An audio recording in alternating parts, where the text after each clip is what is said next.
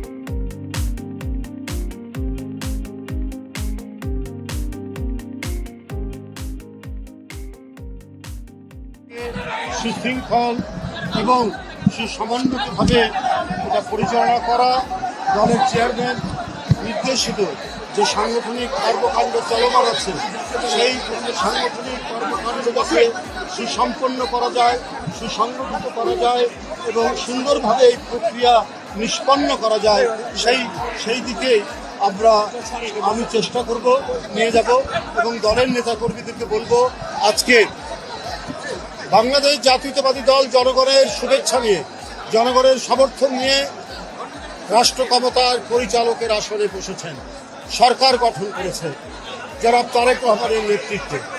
তার যে ঘোষিত কর্মসূচি, প্রত্যেকটি কর্মসূচি জনগণের স্বার্থে, মানব কল্যাণে এবং সামাজিক সুরক্ষা সহ অবকাঠামোগত যে উন্নয়নের তিনি যে পদক্ষেপ নিয়েছেন সেই পদক্ষেপ যাতে সুচারুভাবে পরিচালিত হয় সেই বিষয়টি এবং জনকল্যাণে তার একটার পর একটা যে পদক্ষেপ, সেই পদক্ষেপগুলো একটি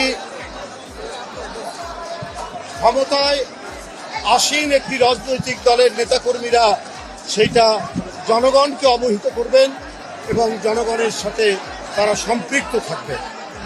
দলের নেতাকর্মী যদি জনগণের সাথে সম্পৃক্ত থাকেন তাহলে কেউ যদি অনৈতিক চিন্তা করে তারা চিন্তা করতে পারবে না। কারণ আমাদের প্রত্যেকটি কাজ, প্রত্যেকটি কর্মকাণ্ড, সরকারের প্রত্যেকটি কর্মসূচি যেটি বাস্তবায়ন হচ্ছে, প্রত্যেকটির ব্যাপারে আমাদের প্রধানমন্ত্রী, মাননীয় প্রধানমন্ত্রী তিনি জবাবদিহিতার প্রতিটি স্তর করেছেন, প্রত্যেকটি ক্ষেত্রে তিনি জবাবদিহিতা নিশ্চিত করেছেন। সুতরাং জনস্বার্থের বাইরে আমরা বাংলাদেশ জাতীয়তাবাদী দল তারা কোনো কাজ করবে না এবং একটি জনপ্রিয় রাজনৈতিক দল হিসাবে আজকে জনগণের কাছে জনপ্রিয় কেন? কারণ এর প্রতিষ্ঠাতা শহীদ রাষ্ট্রপতি জিয়াউর রহমান এবং তার সহধর্মিণী দেশনেত্রী মরহুমা বেগম খালেদা জিয়া, তারা যে জনকল্যাণে কাজ করেছেন, তারা যে নারীর ক্ষমতায়ন, তারা দেশের আর্থিক উন্নতির জন্য যে কাজগুলো করেছেন সেই কাজগুলোই আজকে জনগণের কাছে বিএনপির জনপ্রিয়তা বৃদ্ধি করেছে। এখন তার সুযোগ্য পুত্র, জ্যেষ্ঠ পুত্র তারেক রহমান সেই ধারাবাহিক কাজ এবং তার নতুন কিছু কর্মসূচি যেটি জনগণের মাঝে অত্যন্ত জনপ্রিয়তা লাভ করেছে সেগুলো তিনি বাস্তবায়ন করছেন। তো আমরা দলের নেতাকর্মীরা সেই বাস্তবায়নকে আমরা সহযোগিতা করব, আমরা সেটিকে জনগণের কাছে তুলে ধরব এবং এই তুলে ধরার মধ্যে দিয়েই জনগণের কাছে আমাদের দলের জনপ্রিয়তা, বিএনপির জনপ্রিয়তা আরও বৃদ্ধি পাবে। তাই নেতাকর্মীরা তাদেরকে সারা দেশের যারা হয়তো দুই একজন থাকতে পারেন, বিভিন্ন অনৈতিক কর্মকাণ্ড থাকতে পারেন, তাদেরকে বলবো যে 5ই আগস্টের পর থেকে দেখেছেন আমাদের চেয়ারম্যান কত শক্ত হাতে যারা দলের নাম ভাঙিয়ে নানা ধরনের অপকর্মে যুক্ত ছিলেন তাদের বিরুদ্ধে শক্ত পদক্ষেপ নিয়েছেন।